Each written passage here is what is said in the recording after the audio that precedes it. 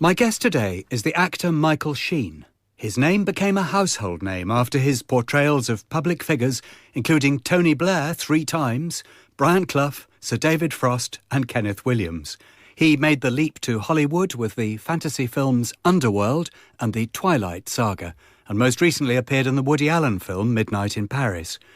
Earlier this year, he returned to his hometown of Port Talbot to stage a production of The Passion, which took community theatre to a whole different level. He's currently playing Hamlet at the Young Vic. Michael, whose is your great life?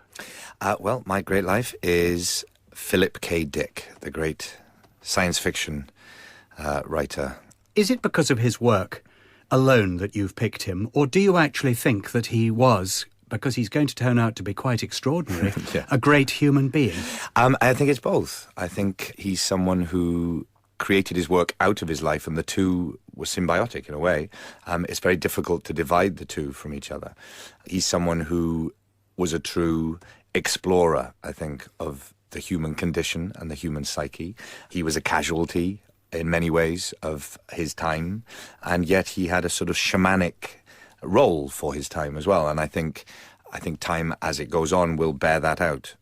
So yeah, very much connected to his life. I, some time ago, found myself on a sub-Antarctic island on a French scientific base with 58 French people and nothing but a few films to watch. And I watched Blade Runner 3 times, and I could watch it again now. It was an amazing film for me, and that is based on his work, is it not? Indeed, I think probably most people, without whether they realise it or not, have had contact with Philip.K. Dick through the film adaptations of his work, some of which that have been incredibly popular or at least very influential, like Blade Runner, which was based on a short story of Philip.K. Dick's called Do Androids Dream of Electric Sheep?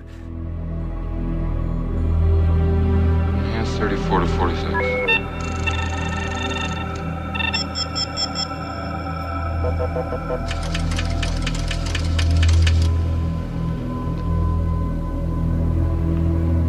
Hold back.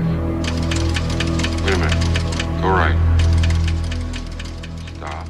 Apart from admiring him as a writer and thinker, has he touched your life? Has he influenced you? Absolutely. Well, the production of Hamlet that I'm doing at the moment is probably the only production of Hamlet that could be said to be based on the work of Philip.K. Dick, or certainly influenced by it. Well, you look at that, what I've just described as Philip.K. Dick's quest is Hamlet's quest, to be or not to be. What is real, what seems to be real, and what is actually real.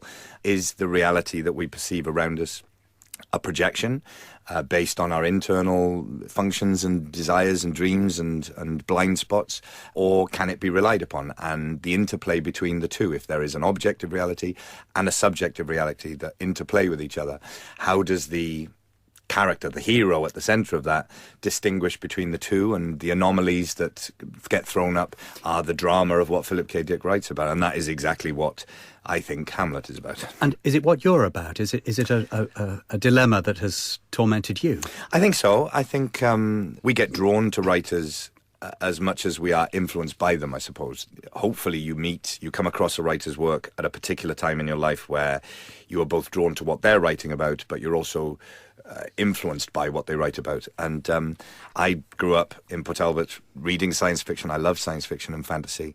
The major works like Lord of the Rings and Asimov. But by the time I came across Philip.K. Dick's writing, even though I was very much someone who enjoyed science fiction writing, I was immediately struck by how very different this was. This was someone who was not necessarily interested in spaceships and wars between planets. This was someone who was very much interested in the mind and the psyche and the human soul and the human experience. And it was like reading some extraordinary philosopher, but who had the knack for writing great popular fiction at the same time. And the combination of the two just really did it for me. Joining Michael Sheen and me today is Roger Luckhurst, the Professor of Modern Literature at Birkbeck College, University of London. Roger, you've written a book on the cultural history of science fiction. What characterises a Philip.K. Dick novel for you? What distinguishes him from other sci-fi writers? Well, I think you have to be aware that Philip.K. Dick, who wrote an awful lot, he wrote, over 40 novels, over 100 short stories in a career of about 40 years. He wrote in three phases, really. So in the 50s, he was writing the kind of classic science fiction pulps, so alien invasions, menacing robots, post-Holocaust kind of worlds. And they were wonderfully inventive, much, much richer and much more literary, with a kind of range of reference to Shakespeare and to Kafka and so on that other writers just simply didn't have. So there was a definite quality about that. But at the same time, heartbreakingly, he was writing loads and loads of mainstream novels that just simply couldn't get published. It was in 1961 that he entered very much his second phase with this famous book called The Man in the High Castle, which is an alternate history of America as if the Germans and the Japanese had won the Second World War. And that was a great triumph for him because it was a mainstream publisher, it was a mainstream novel, and it also won a science fiction prize, and he thought he'd made it. He kept encountering tragedy all the way through his life, really, and it just didn't kind of take off for him at that point. Nevertheless, it produced a whole sequence of masterpieces in the 1960s. So Do Androids Dream of Electric Sheep, Ubik, Flow My Tears, The Policeman Said. He's very good at titles. And those are his major kind of masterpieces. But in 1970, he entered really another phase of... he had a kind of nervous breakdown. He had a kind of mental lapse. It was partly drug addiction. It was partly other things in his life. And he entered a final phase, which is this amazing religious phase of writing. Here's a clip of him looking back at his early years as a writer. One time I was in Trader Joe's at the grocery store, and I was talking to the clerk. He made more money than I did. And I was really sore. I really took it bad. I really took it bad. Because he had just hired him. He didn't even have seniority as a grocery clerk. I mean, at least he could have been a senior clerk. You do that enough. You get to the point of, what the hell? Why am I beating my brains out for $2,000 a year, or $4,000, or even 10? Well, then I answer, I love to write. And I'd write it if they didn't pay me anything.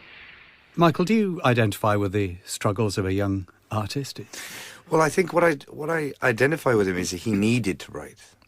There are people who do the jobs they do because they're jobs and they have talent for it, and or people want them to do it. And then there are people who do things because they just need to. That's why they're here, and that's the way they make sense. That he seems to process reality and process his experience of life through writing. That's the exploration for him, and I certainly relate to that as an actor, as a storyteller, as someone who's part of telling stories and exploring, what it is to be who we are and where we've come from and what we're doing. Then it feels like a need rather than anything else. Tell us a bit, Roger, about Dick's personal experiences, the first part of his life. Where did he come from? How did he start?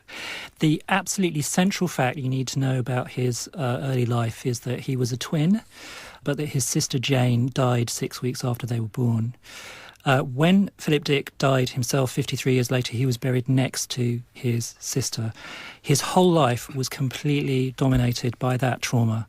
He had very, very difficult relationship with both his absent father and his mother, who actually supported him, bless her, for most of his life. She was paying his rent when he was in his 40s because he still couldn't afford to pay his rent on the kind of money he was making. Hated her for it, of course, but also loved her for it. So had these incredibly difficult relationships. He was married a mere 5 times as well. And I think he seems to me to be a person that is either 100% on you or 0%. There's nothing there. It's either on or off. So I think when he fell in love with someone, that was it for previous relationships, and he just moved on. So he had this kind of serial, obsessive focus on what he called the dark girl.